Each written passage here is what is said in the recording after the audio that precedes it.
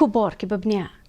Ka Kynhun Myntri jongka jela Meghalaya ha kesengi baar kala Mynjur ya katu katni Tylli ki Jingai Jingmut Kynthup ru ki Jingkylla ya ki Meghalaya Goods and Services Tax 8,000 khatnyo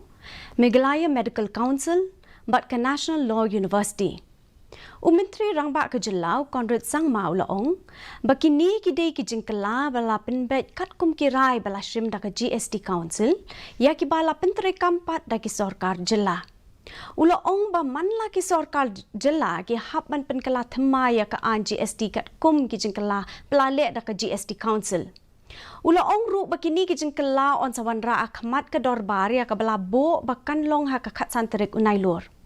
Halor ka an National Law University of Meghalaya Bill 8,000 arpulai Myntri rangba ka jela ulaong bakani ka don jingya dei bat ka Finance Committee ha kani ka school ba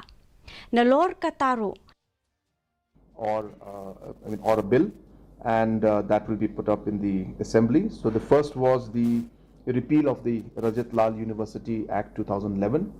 Second was the amendment of Meghalaya Goods and Service Tax 2017. These are amendments that are mandated in terms of the GST Council, the decisions that have been taken by GST Council. Bill for the Meghalaya Medical Council Amendment Bill 2023. This again was an ordinance, if you recall, and those have been made, and the ordinance was passed